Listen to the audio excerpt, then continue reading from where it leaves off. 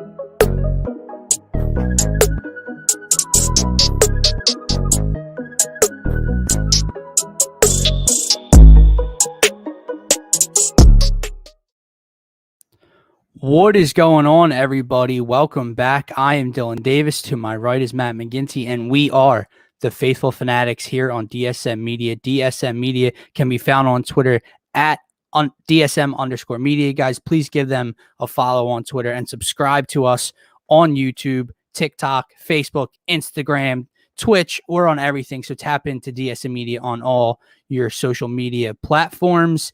And today's a pretty busy show, Gint. Middle of August, you wouldn't think it, but we got Eagles training camp in full swing now. The MLB trade deadline just passed, so we'll get into some Phillies. They've come from behind again last night in Washington to beat the Nationals in the 9th inning. And the Sixers free agency opened up last night at 6 p.m. They bring back furkan, korkmaz. They sign Andre Drummond in shocking fashion this morning. So we will get into all that and a lot of underreaction, overreaction. I don't know what you all want to call it. Our group chat is on fire today in DSM Media, so we will get down to kind of how we feel about the Sixers trade deadline and how everyone's feeling about names flying off the board and the Sixers, just coming away with Furk and Drummond. But Gint, how was your weekend? How are you? Good, man. Worked a ton this weekend, but my weekend starts today. I'm off tomorrow, so I'm excited to do the show today. What are your hours, bro? First, you couldn't do Tuesday shows. Now you're on a Tuesday show. Now you're off tomorrow, but you work like 14 hours on a Saturday. Retail is just wild. Like, we have inventory coming up, which basically we just scan every single product in a whole store. And that's from 7 p.m. at night until 8 o'clock in the morning. So, and then this morning I'm up at 5. But what are you going to do, man? Got to work. Yeah, man. So, but let's get down to the NBA free agent market. Who signed, any shockers and winners, losers so far. And then we'll talk some Sixers free agency and kind of the reaction from Philly fans right now. But the Lakers, obviously, I don't think it comes to a surprise to anybody's minds. They are signing anybody and everyone. Kent Bazemore, Malik Monk, Carmelo Anthony, Wayne Ellington. Dwight Howard came back.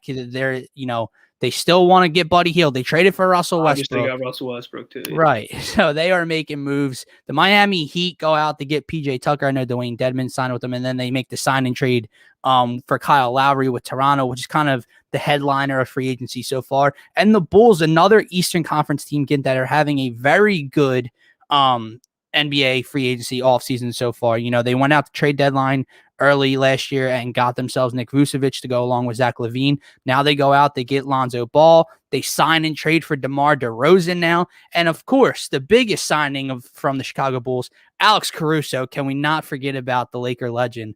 God, I hate that guy. But again, who are some of your winners and losers to the NBA free agency so far?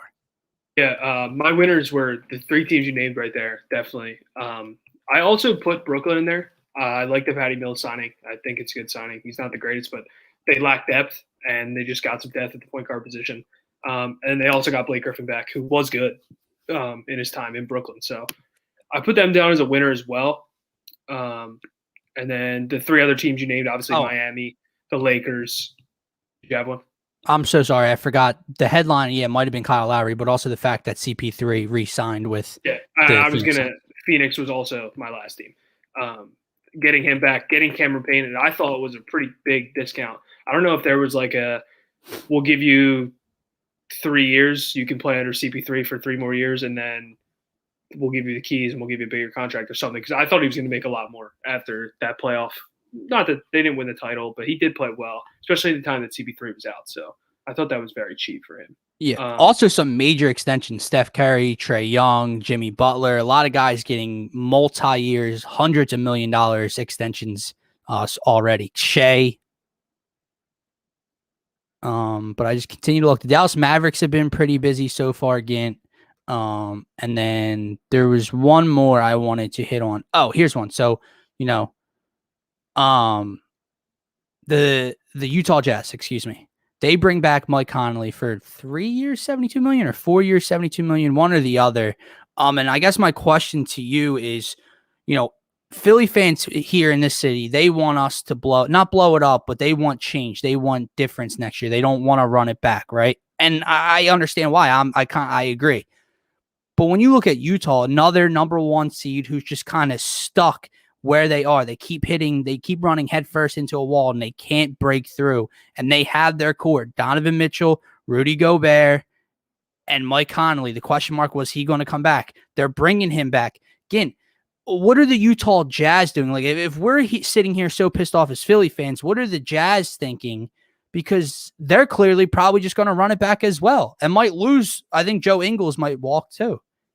So it's funny because they're going to run it back, but it's a little different because I don't think they see their best players, quote unquote, between Tobias and Ben, that kind of, some would say, disappear into the night in the playoffs. And their guys didn't really do that. So they probably have the trust that their core can go kind of finish what they didn't get to even get close to finishing. They lost in the second round. So I think they're kind of okay with that. I'm definitely interested in getting in Scotty's point of who the losers were, because I think a lot of people have a different definition of losing in NBA free agency. Go ahead, man. I know I know the name that Scotty wants us to say. No, yeah, and my first team on the list is the Sixers. I do have the Sixers as a loser. You missed out on Lowry. I think a lot of people thought that could have been an option. You missed out on Lowry. The only thing you've signed, like you said, is you bring Furk back. It's $5 million. So to me, it's not a huge deal. Furk can steal you regular season games. He's done it in the past. Now, I don't think he should touch the floor in the playoffs. We've stated that since the beginning of last season, but it happens. And then Andre Drummond signing makes no sense after the report that the Sixers are willing to kind of run this. Yeah, I don't buy that report. So, yeah, it might be a little smokescreen, but yeah. So they're a loser in that case. Another team I had as a loser. Where is my list? There it is. The New Orleans Pelicans. I don't like giving up Lonzo for Devontae Graham. Devontae Graham's a good player, but this team now lacks even more perimeter defense, as they did with Lonzo, who is one of the better perimeter defenders in the entire NBA. Now you're looking at, they gave away your interior defense of Steven Adams, which you got Jonas, who's not bad. He can stretch the floor a little bit, but I'd rather have Steven Adams defending the rim. Zion's defense has been a question mark. Brandon Ingram can't defend. Devontae Graham can't defend. So I have them down as a loser. This one might be kind of questionable, but I put Milwaukee down. Even though they signed Rodney Hood, they got Bobby Portis back, which is big, but I don't love them losing PJ Tucker. I think that lineup that they had to end the season, where it was Middleton, Drew Holiday, Giannis, Bobby Portis, and PJ Tucker, that were able to switch 1 through 5, was really important. Their success, especially against Phoenix. So I don't love that they lost that. But they got Rodney Hood. Dante DiVincenzo comes back next year, so it's not. He had to get it in there. I did, because Visa. And then Visa. There's one I want to throw to you, but I want to see if you say it first. Go ahead. I have Dallas. Okay, that is the team I wanted to throw to you. They are another team that just keep. What are they? My question is, what's the vision there? Again, they keep running into that wall, and Luka can only carry you so much. Obviously, the Kristaps and Luka duo, people want to blow that up. Kristaps has been injury plagued for the last 2 seasons. I don't know what their plan is there. They re-signed Tim Hardaway Jr. I know they signed Reggie Bullock to like a 3-year deal. I don't know what they're doing either. Them and the Jazz are kind of just stuck in neutral, in my opinion, and they're not, trying to switch anything up. Yeah, that's kind of where I was going to go with it. It's like, I don't know if they think Kawhi's an option, but everything that's been reported is Kawhi's going back to LA on a different deal than he just opted out for, which a lot of people do, obviously. So I don't think that's really an option. Another loser, I didn't really like what the Knicks did. I thought the Knicks were kind of in a position where they might be able to get a big name. After the success they had this year, they made the playoffs. They kind of turned By the way, Evan Fournier got himself a bag. Yeah, I don't love the Evan Fournier signing. Alec Burks was honestly a good signing. I like Alec Burks a lot. I'm not a huge Nerlens guy. Probably stems from the process. Taj Gibson they brought back. It looks like they're bringing back the same guys, but Evan Fournier. So that's not huge news for me, in my opinion. But I forgot Ariza went to LA too. Yeah, he's also on the team.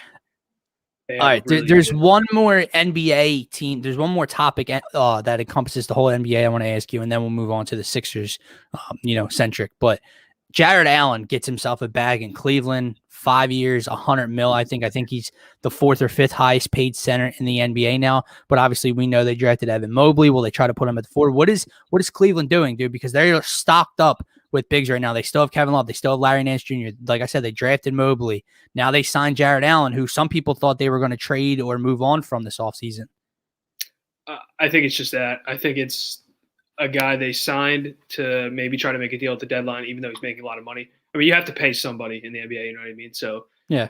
I mean, unless they think they can really make some noise with Sexton, Garland, now Mobley, Kevin Love's still there. I don't know how much time Kevin Love is left in terms of, I mean, like you saw the reports that came out with the Team USA thing. It was, he's not ready. He's not in good shape. It's tough. I hated the Jared Allen signing. I don't like Jared Allen. All right, let's move back to the Sixers. They are the focus here on our show. We are the Faithful Fanatics. So let's get into what they've done so far. It's not much. It's 2 moves. Let's get into then what they haven't done, what people are upset about. Twitter is on fire. Our group chat's on fire. The house is burning down. What are we going to do? Okay. What they had done. The first move you mentioned already, furkan korkmaz, 3 years, $15 million, all guaranteed, obviously 5 per. Listen, the money I get it's 5 years. Shooting is a luxury in this league. They need shooting. We saw what Doug McDermott just went for before they brought back Furkan.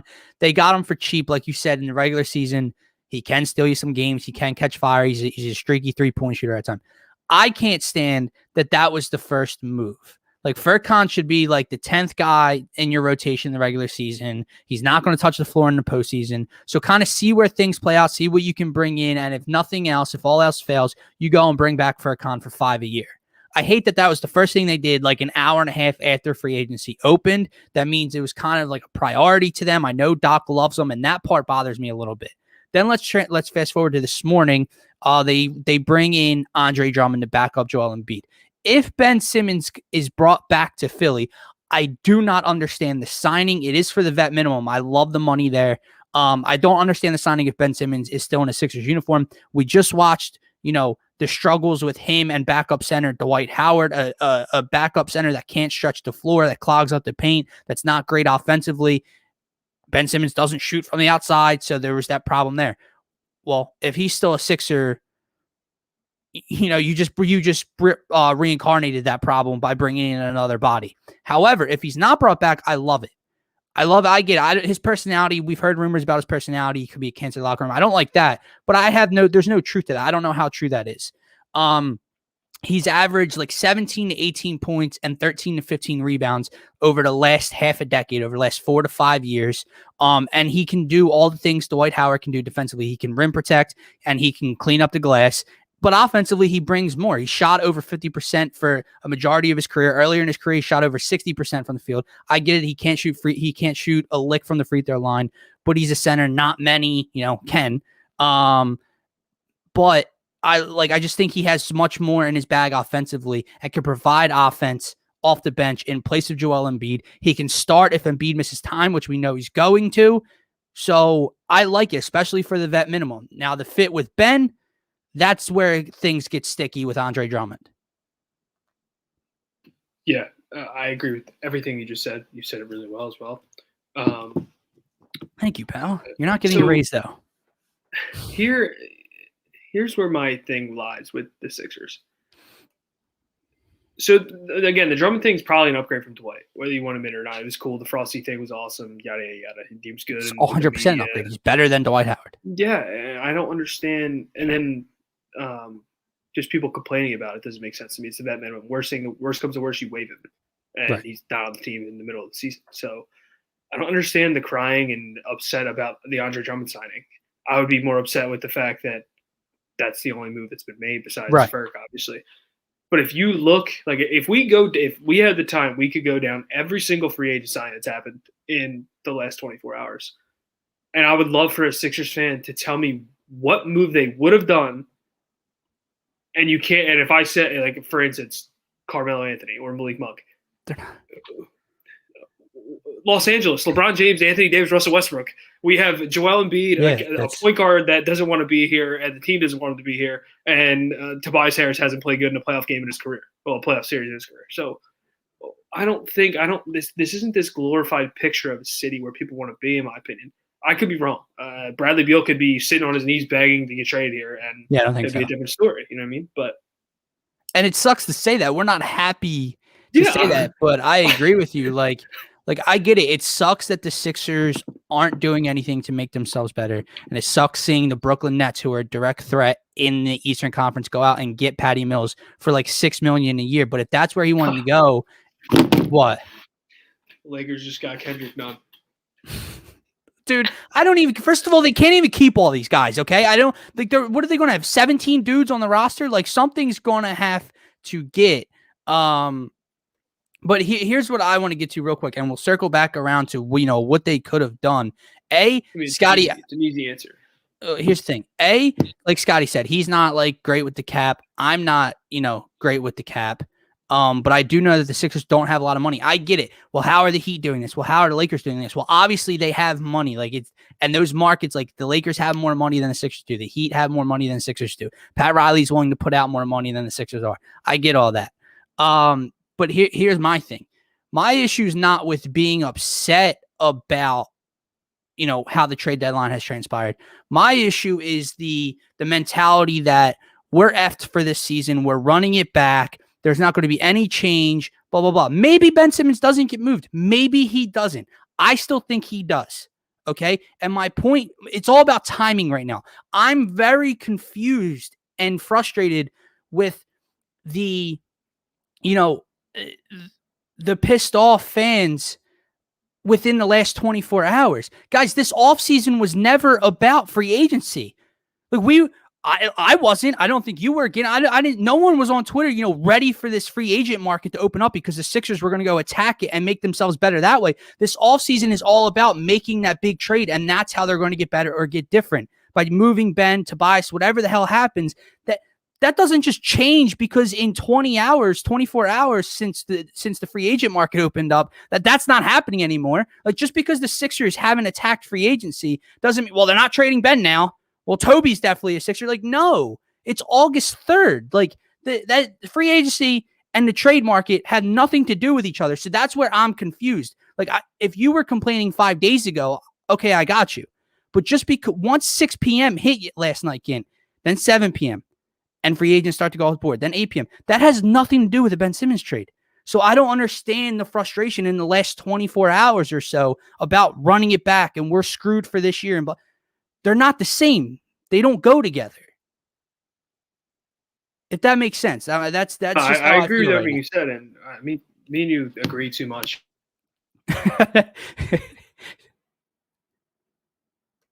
So Scotty said, I don't like cornering yourself into a mandatory Simmons. I get that, but they don't have a lot of room to go out and do things. They have a mid-level exception to get out. They have like the vet minimum or two to give out. Like they only have a few holes to fill. This whole offseason was looked at as going to be crazy and exciting because of a potential Ben Simmons trade. It never had to do with 6 p.m. Monday night on August 2nd. That's where I'm confused. I don't get why at 8 p.m. on August 2nd everything changed and we're screwed now. They don't correlate. They don't go together. I agree with you. If this is how things play out and we are cornering ourselves into, but I don't view it like that. Like I just they don't correlate together. I agree. But hold on. No, I'm just Scott. Hold on again, Scott. I'm just asking you. But why? Like, why when free agency hit did it set in? Because they were never going to be players in the free agent market this year, like big players. That was never going to happen. And just because free agency hit, that didn't mean that would be saying like, oh, because draft night passed, now they're not trading Ben Simmons. Like free agents, they don't correlate. Just because free agency hit and they haven't signed anybody doesn't mean they're not trading Ben Simmons. I don't know if they are. I don't know if they're not. I don't know what they're getting in return. I don't know if they're getting role players and picks. I don't know if they're getting a Dame or Beal. I don't know what the hell they're going to do. But all of a sudden, the last 24 hours, madness has settled in on Twitter. And that's the part that I'm really confused about. And exactly, there's no correlation between the two. So if you were upset 5 days ago that they still haven't moved Ben, or at the draft, they didn't move Ben, I get that. And now reality's setting in. But free agency, that's I don't know why it set in for some of the fan base. Maybe they will run it back. Maybe I'm eating these words in a couple months, but it doesn't go together. Let me ask you this. Yeah. Let me ask you this, Dylan. Yeah. How and not Ben, like this isn't Ben correlated, even though technically he'll be on the team. How bad is it if we run it back? Truthfully. All right.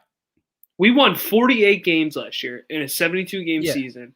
We lost in 7 games. In the regular season. It won't be. We lost in 7 games with your center with a torn meniscus, who clearly was not 100% in the second half of every single game in that series, and it was completely shut down by Clint Capella in every second half of the series. Ben choked up. You have to think. I mean, I could be wrong, but they lost Andy Green, by the way. You have to think that Ben's going to improve at some point. Or something has to improve. Maybe not. Maybe I could be wrong. But Tobias has 4 points in a Game 5 on his home Florida 2-2 series. Joel gets shut down every single second half. You got no production out of pretty much your whole entire bench. How bad is it if you run it back now with also automatically already a backup center? The city's anointed Tyrese Maxey as his absolute dog that's only going to get better throughout his career. So he's apparently going to get better. Matisse Thybulle's playing for Australia and has the most glorified 8 points per game I've ever seen in the history of Olympic basketball. So how bad, truthfully, is it? So I don't know how they do it, because I just think it's that fractured. And I would hope to God I'm with you like that. I agree with you. And I hope to God that something does improve in Ben's game if he's back and but I think something, I don't know. I can't just buy into it anymore. I can't go into every summer just believing that it's going to come back. On a basketball floor standpoint, I think truthfully, it's not bad in the regular season. Like they're going to be a top 3 seed, like simply because the Nets are the Nets. The Bucks just won the championship and they're still the Bucks and have Giannis. And Ben and Joel, their entire careers, have done nothing but win 50-plus games a season. They're going to be a top 3 seed in the Eastern Conference. The issues will come in the postseason again in the second round when and if he doesn't do those things. So I agree with you. It's not bad in the regular season. They're not just going to be this dumpster fire of a team and organization if they run it back in the regular season. They'll win 52 games.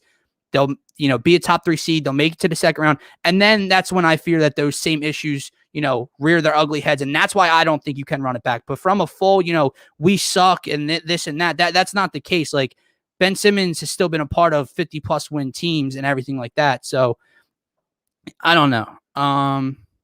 But my question, so hell doesn't freeze over if we run this thing back, right?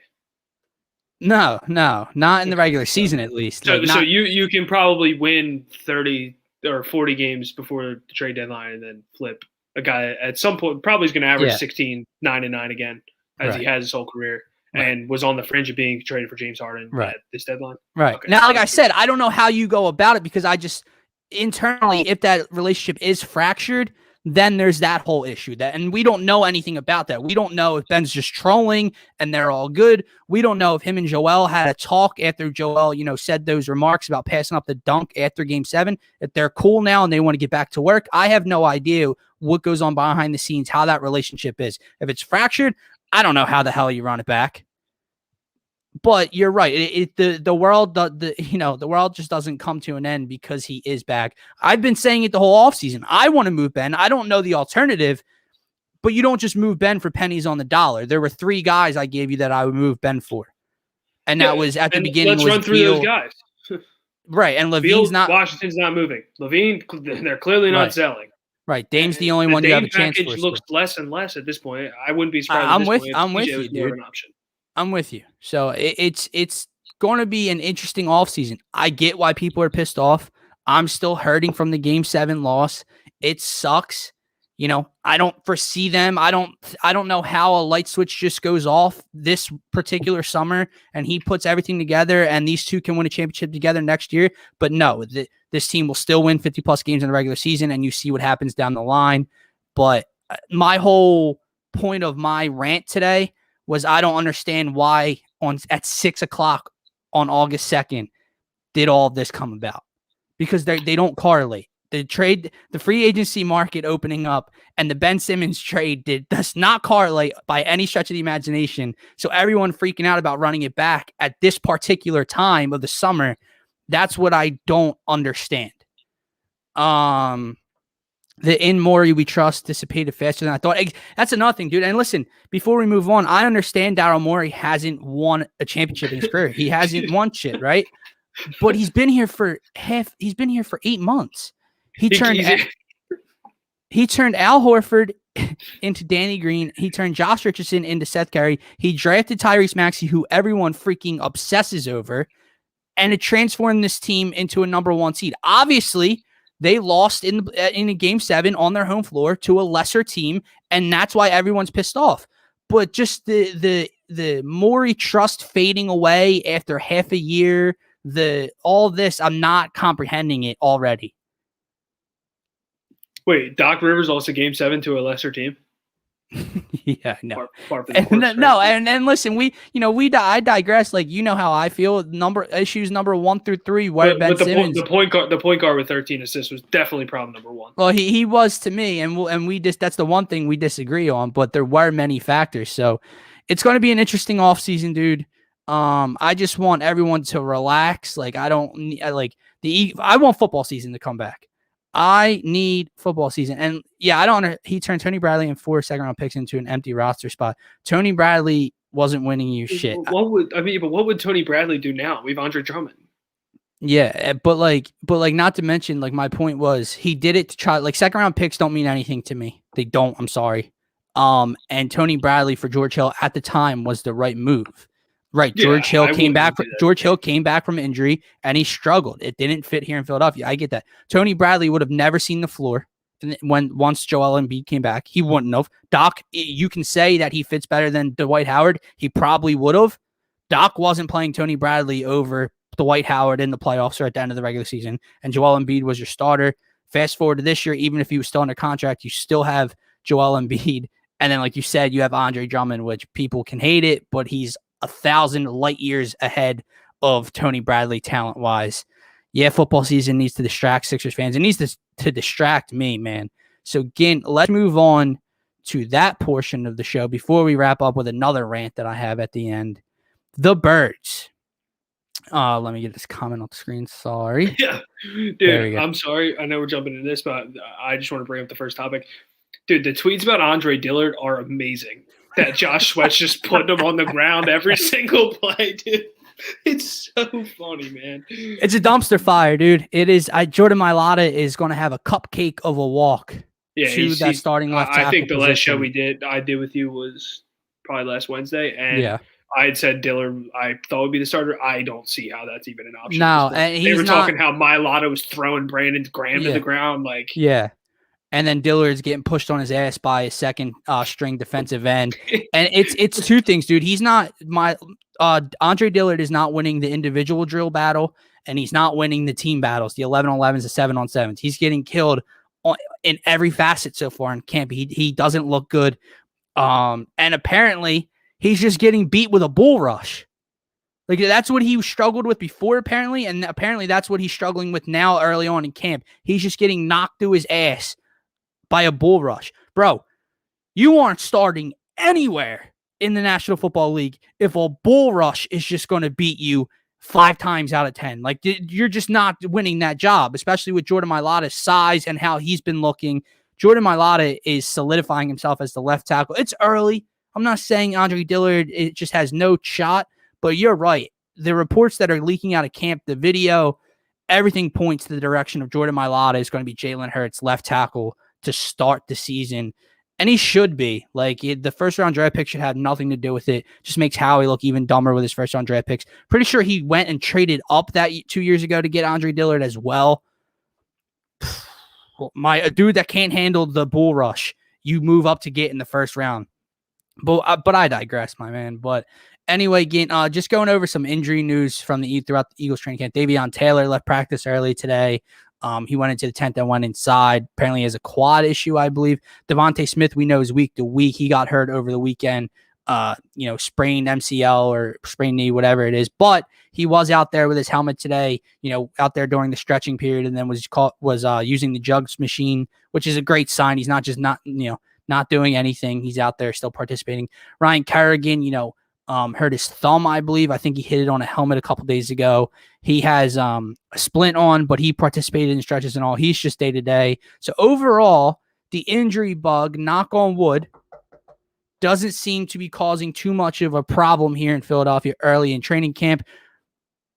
It's causing a bit of a ruckus down in Indianapolis, but that's none of our business anymore, right, Gint? And then there's just two more things I want to touch on.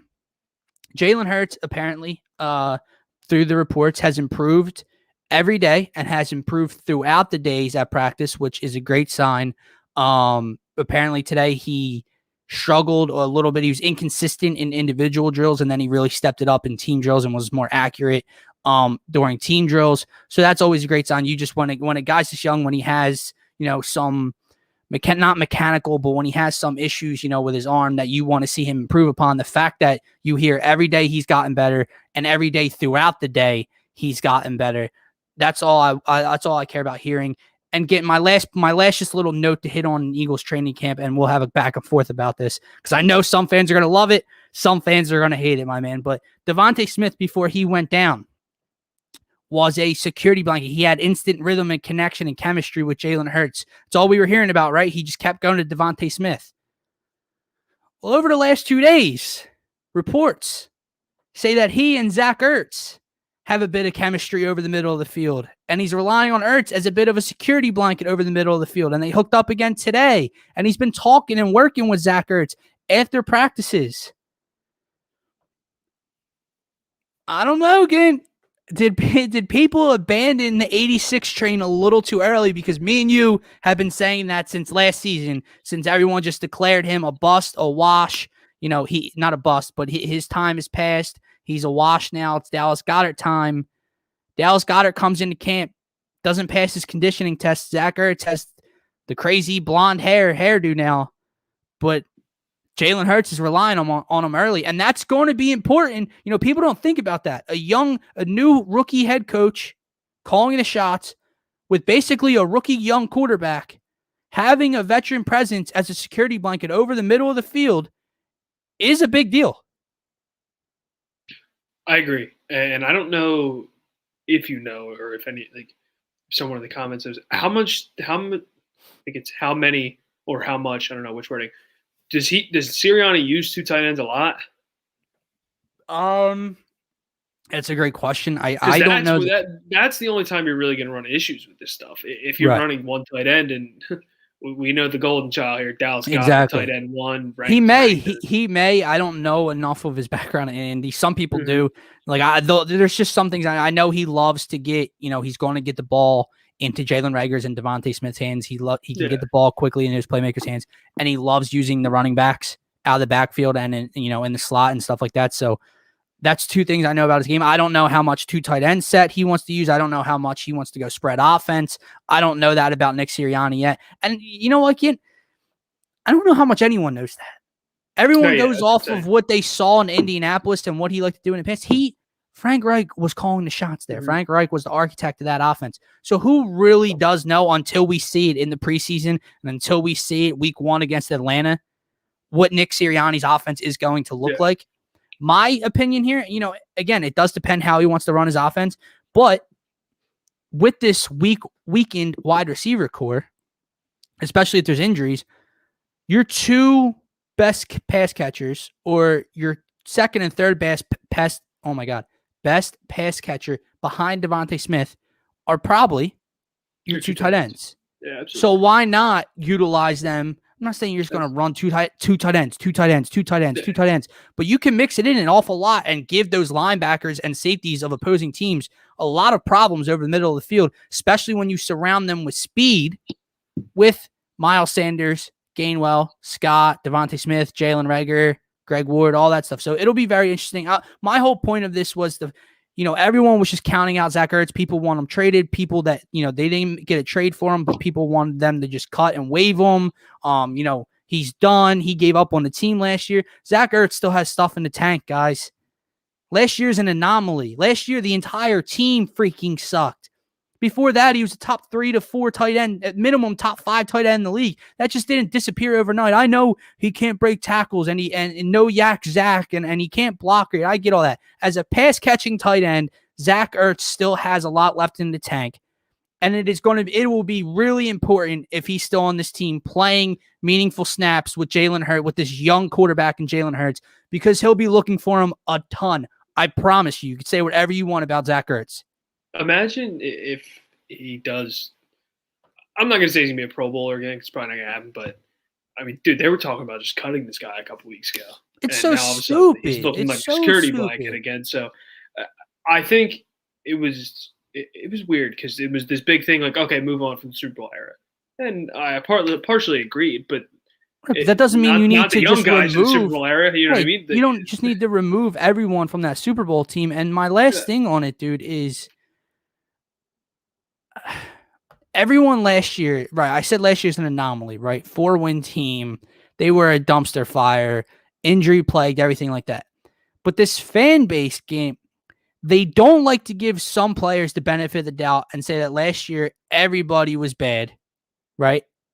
And then they want to give some guys a pass. Jalen Hurts gets a pass at the end of the year because of how bad the team was, right?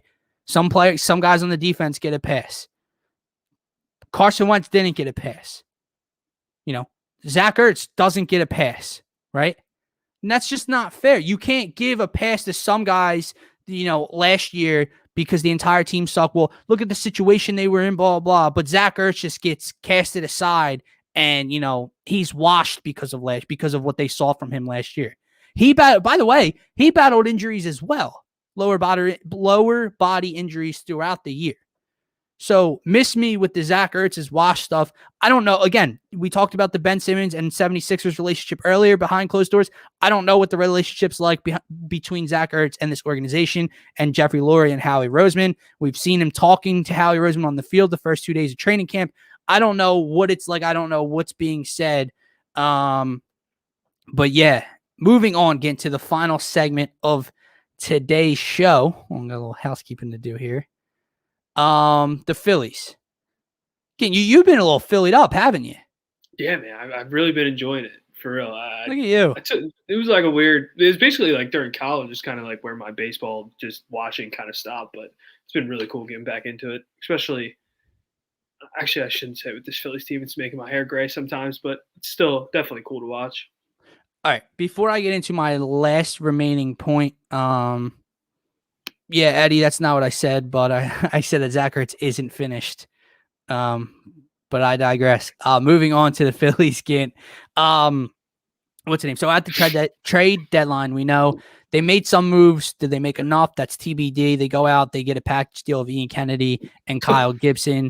Moonshot hit off him last night, dude. Well, his first 2 appearances, he's given up 2 home runs against the Pirates in Game 3 and them last night against Nationals, but they end up holding on. He finishes both games. So we'll see if he can get better. And then obviously Kyle Gibson comes in against Pittsburgh Game 3, looks really good, gives up 1 run in 6 2/3. Had a rough inning in the 3rd inning, I believe. But, bounce back after only allowed the 1 run. And then they go out and clean up the defense a little bit in the middle infield. Can play a little bit of center field. And Freddy Galvis, obviously, we know the defensive issues that this Phillies team has. He's still hurt, so he hasn't played yet. But my issue with, again, what did we do last week? Or what did I do? I think you weren't able to make that show. But when I had to call out the Philly fan base a little bit.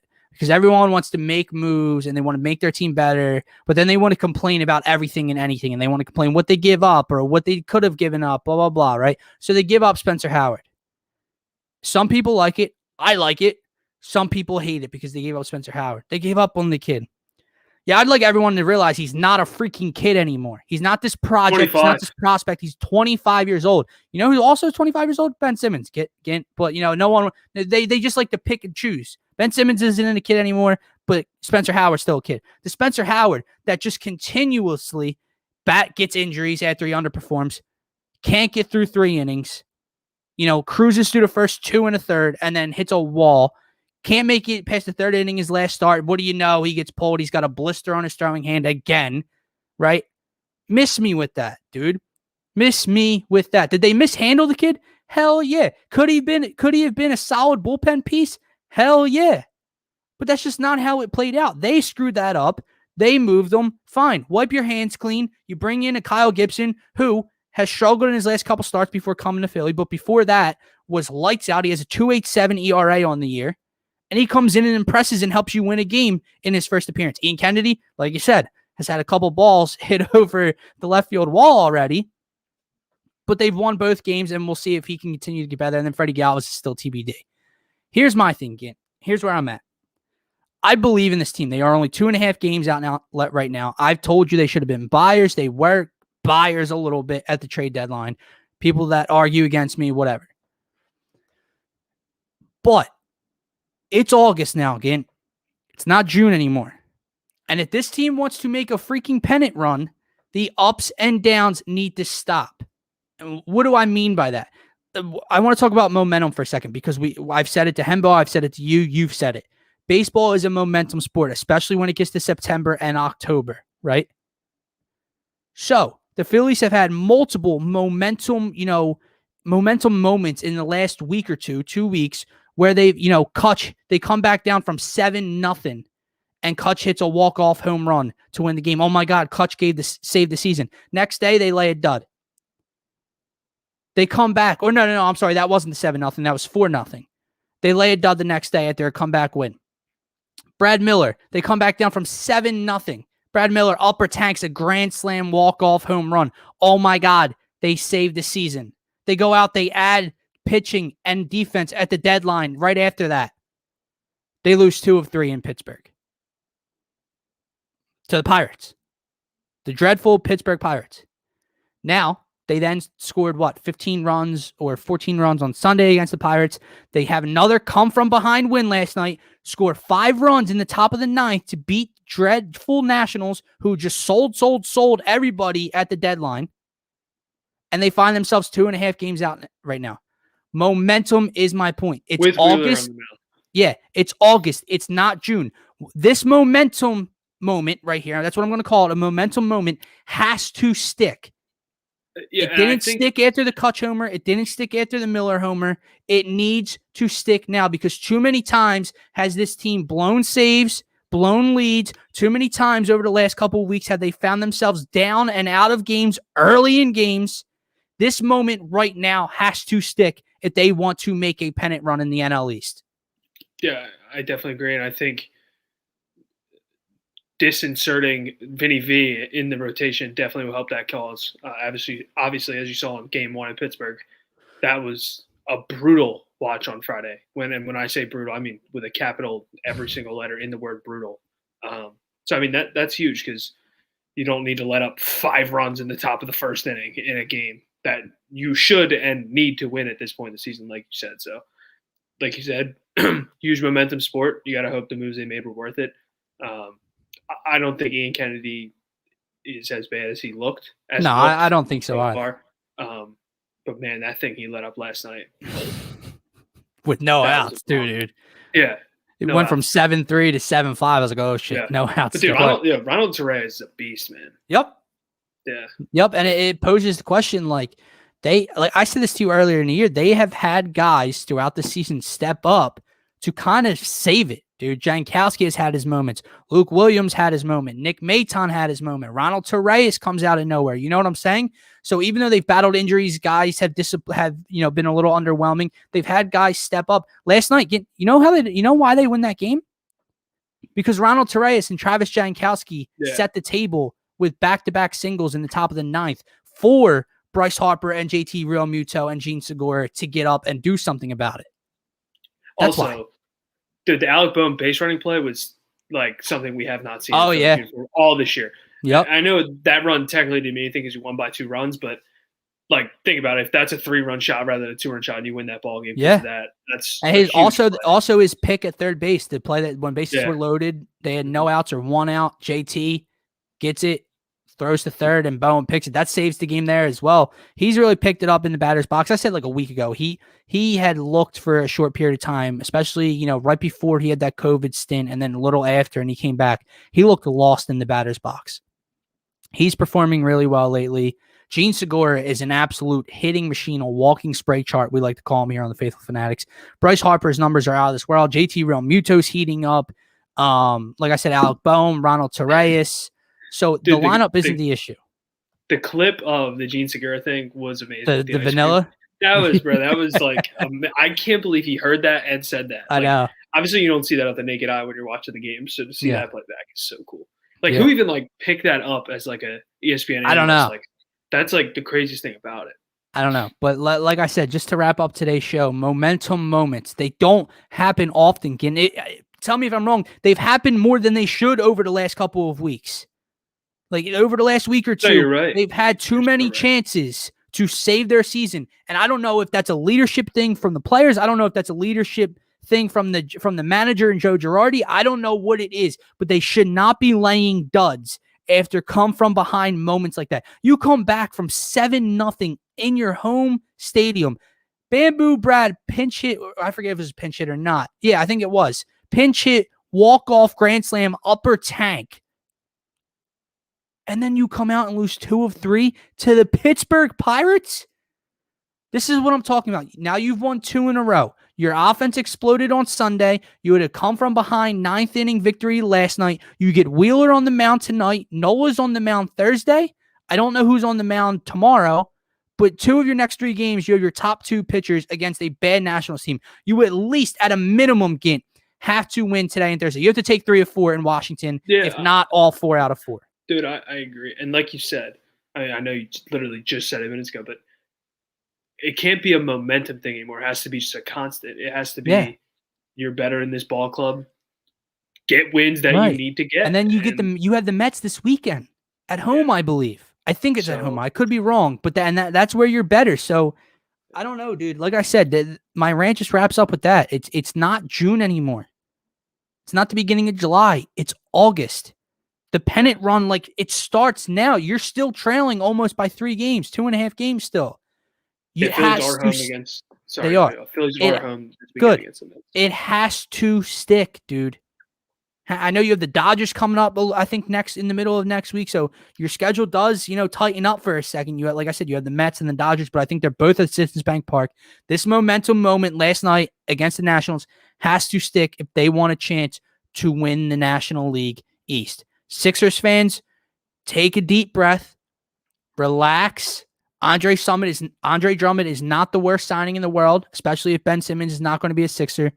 Ben Simmons can still be traded. I know for whatever reason it doesn't feel like that anymore, but just because the free agency market opened up does not mean that they aren't making any moves this offseason. And football is back. And football is back this Thursday, the Hall of Fame game. It's Dallas and who? I forget. It's Dallas and somebody in the Hall of Fame game on Thursday night. And it's going to be a snooze fest, but I'll still be tuning in because Pittsburgh and Dallas, okay? Because football is back. And guys, just a little housekeeping at the end. Speaking of football, join us August 22nd in the K-Lot at Lincoln Financial Field, 4 p.m. for the Eagles' second open practice. August 22nd, 4 p.m. Practice starts at 7 p.m., but we're going to have a lot of fun. We're setting up. We're doing a live show. Free food, free beer, brought to you by Kenwood Brewing. Finally get to announce that. Kenwood Brewing is providing all the beer, or most of the beer, I should say, for the tailgate. So come hang out with us, have some Kenwood beer, have some pizza, whatever. Join a live show, get an interview done with us, whatever you want to do.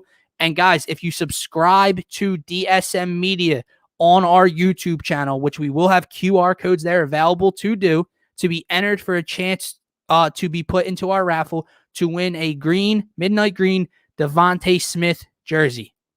tentative on the midnight green. I'm gonna hold off. We're looking for the black. We're gonna hold off on the purchase. See if the black or the. Right. I will definitely go green before white, but Yeah. I would love to get a black one to give away, man. We're looking for the black Devontae Smith jersey. But if not, it will be we're midnight going green. midnight green. So guys, subscribe. You can follow us on Twitter at DSM_media.